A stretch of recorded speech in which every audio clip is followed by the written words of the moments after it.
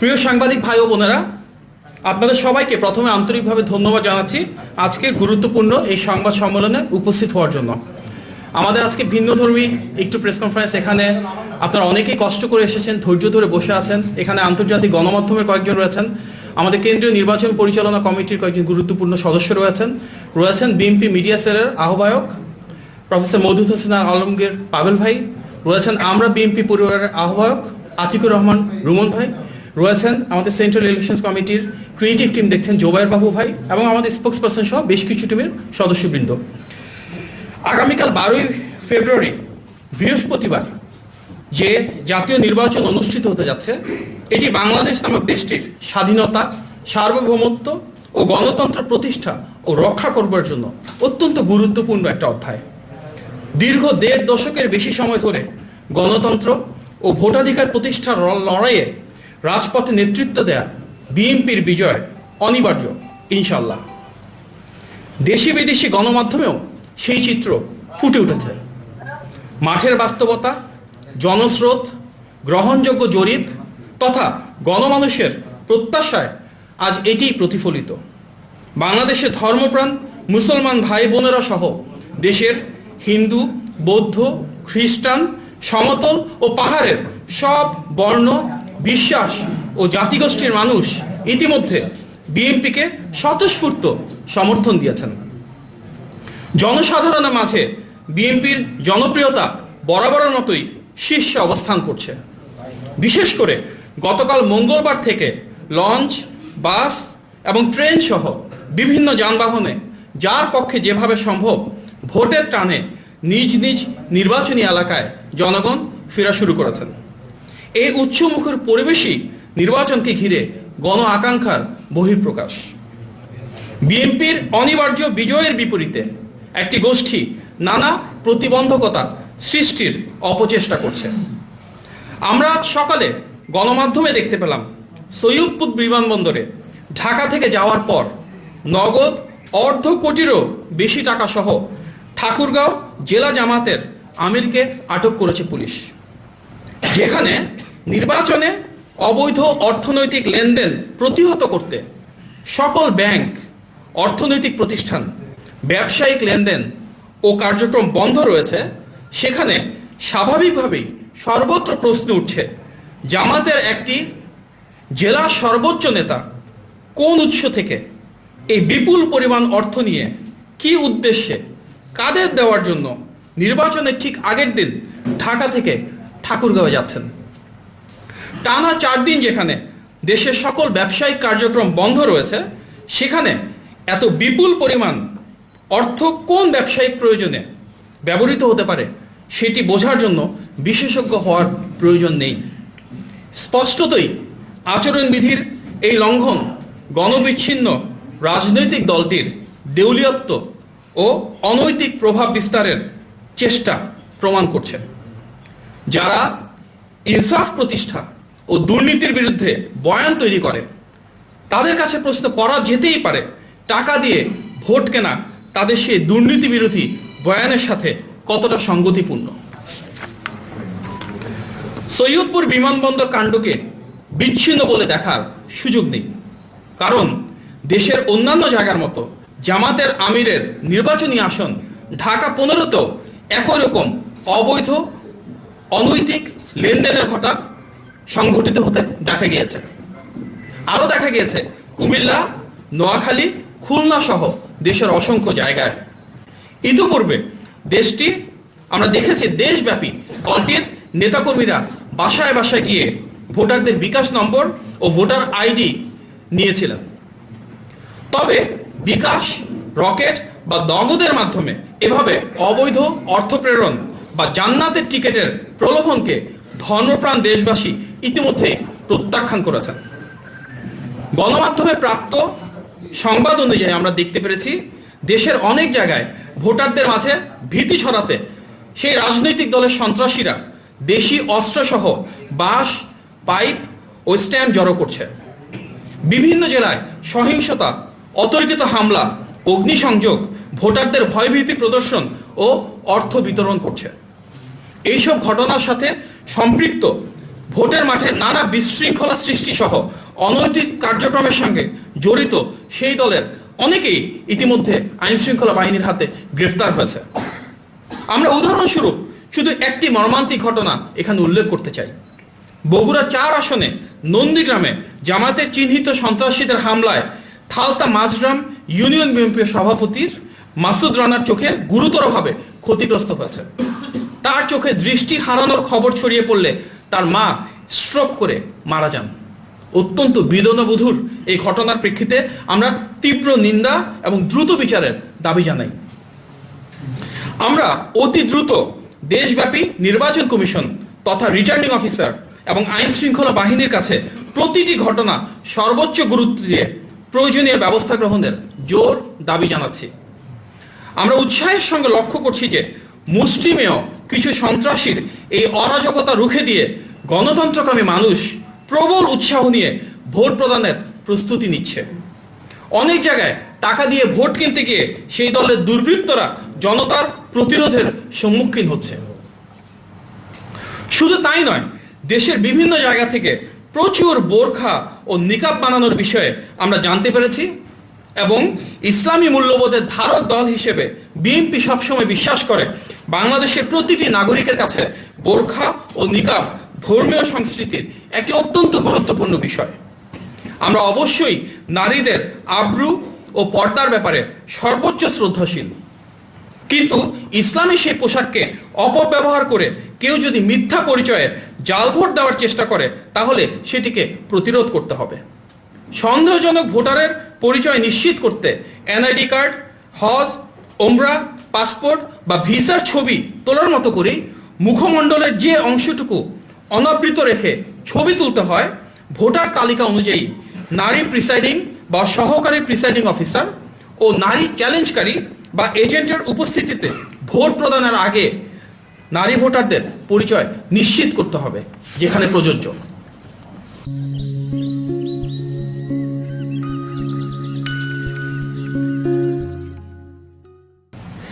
এর আগেও আমরা দেখেছি লক্ষ্মীপুরে ভোটে ব্যবহারের অবৈধ সিল উদ্ধারের ঘটনায় একটি প্রিন্টিং প্রেসের মালিক গ্রেপ্তার হয়ে আদালতে স্বীকারোক্তিমূলক জবানবন্দি দিতে বলেছেন যে উক্ত দলের একজন নেতার নির্দেশেই এসব সিল তৈরি করা হয়েছে। এমনকি তার হোয়াটসঅ্যাপে পাওয়া অর্ডারের তথ্য, জব্দকৃত আলামত ও সংশ্লিষ্ট প্রার্থীর সঙ্গে ঘনিষ্ঠতা প্রমাণও প্রাথমিক তদন্তে পাওয়া গিয়েছে, যা নির্বাচনকে প্রভাবিত করার একটি ষড়যন্ত্রের প্রমাণ। বাংলাদেশি জাতীয়তাবাদের আদর্শকে ধারণ করে এবং দীর্ঘ ফ্যাসিবাদ বিরোধী সংগ্রামে সবচেয়ে বেশি নির্যাতন ও মানবাধিকার লঙ্ঘনের দল হিসেবে বিএনপি গণমানুষের ভালোবাসা, আবেগ ও আকাঙ্ক্ষাকে ধারণ করে এদেশের মাটিতে জনগণের অধিকার প্রতিষ্ঠায় ব্রত রয়েছে। আগামীকালকে যে নির্বাচন, সেটিতে ইনশাআল্লাহ এমন একটি সরকার প্রতিষ্ঠিত হবে যেটি জনগণের কাছে দায়বদ্ধ, যেটি স্বচ্ছতা এবং জবাবদিহিতার মাধ্যমে জনগণের সাথে থাকবে, জনগণের পাশে থাকবে। দীর্ঘ 1.5 দশকের বেশি সময় ধরে লুণ্ঠিত ভোটাধিকার পুনরুদ্ধারের এই ঐতিহাসিক সময়ে আমরা প্রতিটি দায়িত্বশীল রাজনৈতিক দলকে অনুরোধ করব সর্বোচ্চ আন্তরিকতা নিয়ে জনগণের মতামতের উপর আস্থা রাখতে, শ্রদ্ধা জানাতে। এই নির্বাচনে আরো একটি গুরুত্বপূর্ণ বিষয় মীমাংসিত হওয়ার আছে। বাংলাদেশের নারীরা শিক্ষা প্রতিষ্ঠান, কর্মক্ষেত্র, পরিবার ও সমাজে কতটা সম্মান এবং মর্যাদার সাথে প্রতিষ্ঠিত হবেন। কর্মঘণ্টা সীমিত করার মধ্য দিয়ে মনোনয়ন বঞ্চিত করে উপর্যুপরি নারীদের অমর্যাদাকর এবং অশালীন সম্বোধন করে নারী সমাজে যে অবমাননার চিত্র একটি নির্দিষ্ট রাজনৈতিক দল প্রতিষ্ঠিত করার চেষ্টা করছে, এই নির্বাচন সেই অন্যায়ের প্রতিবাদ জানানোর একটি অপূর্ব সুযোগ। বিএনপি চেয়ারম্যান জনাব তারেক রহমান সমাজে নারীদের এই অধিকার প্রতিষ্ঠার প্রত্যয়ে প্রতিজ্ঞাবদ্ধ।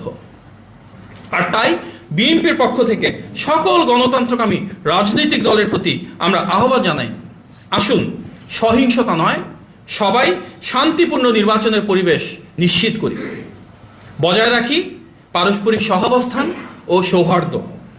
সকল ধরনের কারচুপি বা জালিয়াতি রুখে দিয়ে নির্বাচনের যে উৎসমুখর স্বতঃস্ফূর্ত পরিবেশ আজকের গণ আকাঙ্ক্ষা, সেটিকে বাস্তবায়ন করা প্রতিটি রাজনৈতিক দলের দায়িত্ব। এই নির্বাচন কেবল ভোটের অধিকার নয়, এই নির্বাচন দেশের প্রতিটি নাগরিকের অধিকার এবং স্বাধীনতা প্রতিষ্ঠার লড়াই। এই নির্বাচন শহীদ এবং গুম হওয়া প্রতিটি সন্তানের মায়ের প্রত্যাশিত বাংলাদেশ গড়ে তুলবার সংকল্প। এই নির্বাচন আমাদের দেশের স্বাধীনতা ও সার্বভৌমত্ব রক্ষার প্রতীক। আমরা বিশ্বাস করি নেতিবাচক রাজনীতি নয়, ইতিবাচক জনসম্পৃক্ত ও গণমুখী রাজনীতির ভিত্তি হতে পারে যে নির্বাচন, আগামীকাল তার মাধ্যমে রাষ্ট্রীয় মালিকানা জনগণের কাছে ফেরত আসবে ইনশাআল্লাহ। বাংলাদেশের প্রতিটি নাগরিককে আমরা আহ্বান জানাই, আপনারা কাল সকালে যত দ্রুত সম্ভব ভোট কেন্দ্রে আসুন। এই নির্বাচনে বিজয় হোক বাংলাদেশের, এই নির্বাচনে বিজয় হোক বাংলাদেশের মানুষের। নির্বাচন পরিচালনার সাথে সংশ্লিষ্ট প্রতিটি রাষ্ট্রীয় প্রতিষ্ঠানের সদস্য ও গণতন্ত্রকামী মানুষের প্রতি বিনীত আহ্বান জানাই, আপনারা দেশ ও দেশের মানুষের জন্য গণতন্ত্র ও ভোটাধিকার প্রতিষ্ঠার পক্ষে থাকুন। একটি অবাধ, সুষ্ঠু ও গ্রহণযোগ্য নির্বাচনই নিশ্চিত করবে জনগণের ঐক্য, প্রতিষ্ঠা করবে জনগণের সেই রাষ্ট্রীয় মালিকানা। দেশব্যাপী বিএনপির অপ্রতিরোধ্য জনপ্রিয়তা জোয়ারে আমরা সবাই সামিল হই। গণতন্ত্র রক্ষার প্রমাণিত শক্তি বিএনপির এই অবশ্যম্ভাবী বিজয়ের মিছিলে সবাইকে স্বাগতম। আজকের এই সংবাদ সম্মেলনে উপস্থিত হয়ে ধৈর্য সহকারে আমার বক্তব্য শুনেছেন, কিছুটা বিলম্বিত হয়েছে, তার জন্য ধন্যবাদ এবং কৃতজ্ঞতা জ্ঞাপন করছি। সবাইকে আসসালামু আলাইকুম। কোশ্চেন্স করতে পারবেন। আজকে এখানে পাবেল ভাই আছেন, রুমন ভাই আছেন, আমি আছি। আসুন আমরা কোশ্চেনের অ্যান্সার দিতে পারবো, কোনো সমস্যা নেই।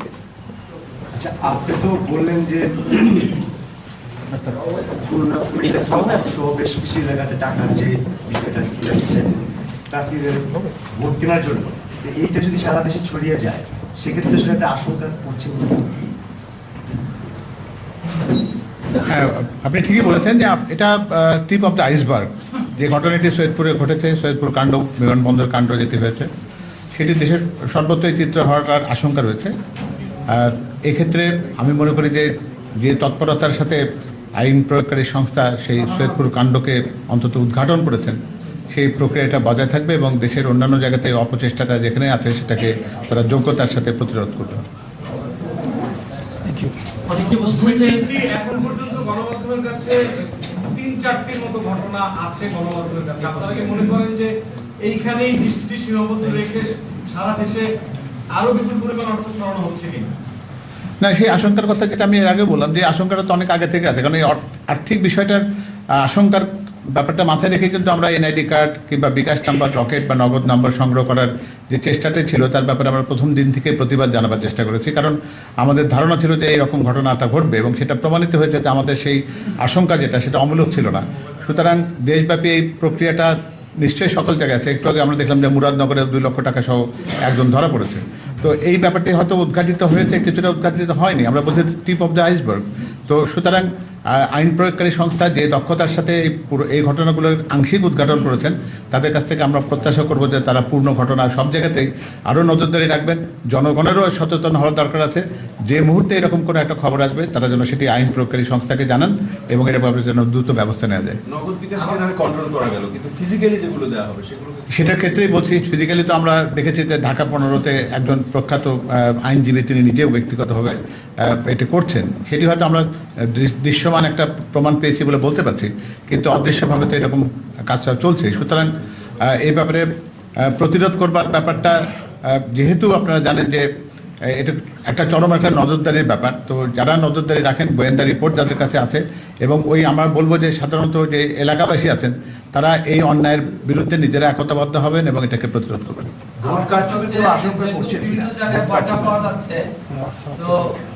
আপনারা কি পুলিশ বৃদ্ধির জন্য ইসিকে রিকোয়েস্ট করবেন কিনা? বিভিন্ন জায়গায় যদি বরকা পাওয়া যাচ্ছে, যেটা আশঙ্কা করা হচ্ছে বরকার মাধ্যমে বিভিন্ন ভোট দিতে পারে। হ্যাঁ, এটা একটা গুরুত্বপূর্ণ প্রশ্ন। এই কনসার্নটা আমাদের আছে, তবে পুলিশের তো ভোট কেন্দ্রের ভেতরে, বুথের ভেতরে প্রবেশের বোধহয় তাদের সুযোগ থাকবে না। সেক্ষেত্রে ওইখানে যারা প্রিজাইডিং অফিসার, পোলিং অফিসার যারা আছেন তাদেরই এই সজাগটা হওয়া দরকার। এবং যে কথাটি আমাদের মুখপাত্র ডক্টর মাহাদি আমিন তার বক্তব্যে বলেছেন যে আমরা পাসপোর্টে, ভিসায়, ওমরা বা বিভিন্ন কাজের জন্য যে পরিমাণ মুখাবয়বকে উন্মুক্ত রেখে ছবি তুলতে হয়, একজন যদি তার পরিচয় সম্পর্কে কোনো সন্দেহ থাকে প্রযোজ্য ক্ষেত্রে, তাকে অন্তত সেটি করার ক্ষেত্রে নারী প্রিজাইডিং অফিসার বা নারী এজেন্ট যিনি আছেন বা নারী পোলিং অফিসার আছেন, তার আগে তার কাজ সামনে এই পরিচয়টি প্রমাণ করার প্রেক্ষিতে তাকে ভোট দেওয়ার সুযোগ দেওয়া দরকার। ভোট ইলেকশনে ইঞ্জিনিয়ারিং এর কোনো আশঙ্কা করছেন কিনা আপনারা? এই সবকিছুতেই একটা ইঞ্জিনিয়ারিং এর প্রক্রিয়ার মধ্যে দিয়ে আছে। এখন ইঞ্জিনিয়ারিং বলতে তো ঠিক ওইরকম কোনো শাব্দিক অর্থটাকে আমরা তো ব্যাপকভাবে দেখি, সবটাই এগুলোর অংশ। তবে আমরা মনে করি যে বাংলাদেশের ইতিহাসে নির্বাচন কমিশনের সবচেয়ে বড় সক্ষমতা প্রমাণের সুযোগ তৈরি হয়েছে, কারণ এই নির্বাচন কমিশনকে সবাই আমরা সমর্থন করি, যে আমরা তাদের সক্ষমতার প্রতি আস্থা রাখতে চাই। দেশব্যাপী আইন শৃঙ্খলা বাহিনী যারা আছেন, সশস্ত্র বাহিনী যারা আছে, অন্যান্য প্রশাসনিক কর্মকর্তারা যারা আছেন, নির্বাচন কমিশন কর্মকর্তারা যারা আছেন, তারা প্রত্যেকে যদি সজাগ থাকি, সবচেয়ে বড় যেটা সেটা হলো যে আমি বলি যে এবার দায়িত্ববোধের নির্বাচন। এই দায়িত্ববোধটা যেমন এদেরকে দেখাতে হবে, সবচেয়ে বড় দায়িত্ববোধ দেখাতে হবে ভোটারদের, রাজনৈতিক দলদের। তারা যদি সজাগ থাকেন, প্রত্যেকে যদি তার অধিকারের ক্ষেত্রে সচেতন থাকেন ভোটাররা, তাহলে ইঞ্জিনিয়ারিংয়ের এই অপচেষ্টাগুলো নস্যাৎ হয়ে যাবে ইনশাল্লাহ। জি জি, আমরা আশাবাদী ইনশাআল্লাহ বিএনপির যে অনিবার্য বিজয় সেটিকে প্রতিহত করার জন্যই হয়তো একটি গোষ্ঠী বিভিন্ন ধরনের অপপ্রচার বা বিভিন্ন ধরনের কারচুপির উদ্যোগ নিচ্ছে। তবে ইনশাআল্লাহ গণতন্ত্রকামী মানুষ স্বাভাবিকভাবে দীর্ঘদিন পরে ভোটাধিকার প্রয়োগের মাধ্যমে গণতান্ত্রিক রাষ্ট্র ব্যবস্থা চায়। আমরা সেই বিজয়ের ব্যাপারে অত্যন্ত আশাবাদী এবং আমরা আস্থা রাখতে চাই আইন শৃঙ্খলা বাহিনী এবং নির্বাচন পরিচালনার সাথে যারা রয়েছেন, ওনারা অবাধ, সুষ্ঠু এবং গ্রহণযোগ্য নির্বাচন ইনশাআল্লাহ নিশ্চিত করবে এবং জনগণের ভোটে নির্বাচিত হয়ে দ্রুত ইনশাআল্লাহ বিএনপি সরকার গঠন করবে। আসসালামু আলাইকুম। অবশ্যই তো আমরা বিজয়ী হওয়ার প্রত্যাশায় রয়েছে। Thank you. অভিযোগ এখন পর্যন্ত আর্থিক লেনদেনের তারা ইতিমধ্যে নির্বাচন কমিশনে গিয়েছেন, তারা আলাপ করছেন। বিএনপি কোনো পদক্ষেপ নেবে কিনা, নির্বাচন কমিশনে যাবেন কিনা, কোনো উদ্বেগ জানাতে বা কোনো আমরা এ বিষয়ে আলোচনা করব। অবশ্যই আমরা এ বিষয়ে আলোচনা করে যেটা সিদ্ধান্ত সেই অনুযায়ী পরবর্তী পদক্ষেপ গ্রহণ করব। ধন্যবাদ। প্রত্যাশা করছেন না ভোট মেজরিটি? ব্রুট মেজরিটি শব্দটিকে আমরা বিশ্বাস করি না। আমরা মনে করি যে গণতন্ত্রকামী মানুষ আমাদেরকে বিজয়ী করবেন। আপনারা নিজেও জানেন যে আমাদের একটা সংবিধান সংশোধনের দায় রয়েছে, সনদে স্বাক্ষর করেছে আমরা। সুতরাং সেই পর্যায়ে যাওয়ার জন্য যে পরিমাণ আসন সংখ্যার প্রয়োজন, আমরা আশা করি দেশবাসী আমাদেরকে সেই পরিমাণ আসন দিয়ে, আসন উপহার দিয়ে আমাদেরকে সম্মানিত করবেন। ধন্যবাদ। একজন আমাদের কর্মী, বেশ কয়েকজন, তারা টাকা সহ জনতার হাতে আটক হয়েছে, তাদের বিরুদ্ধে এইটা তো কোনো বিচ্ছিন্ন ঘটনা না, পুরো দেশব্যাপী করছে। আমরা আপনাদের কাছে আহ্বান জানাবো গণমাধ্যমে যেন এগুলো আপনারা যখন যেটা পান সেটা দেশের মানুষের সামনে উপস্থাপন করেন। আমার মনে হয় ঘটনার সংখ্যা অনেক হবে। ধন্যবাদ। সবাইকে ধন্যবাদ।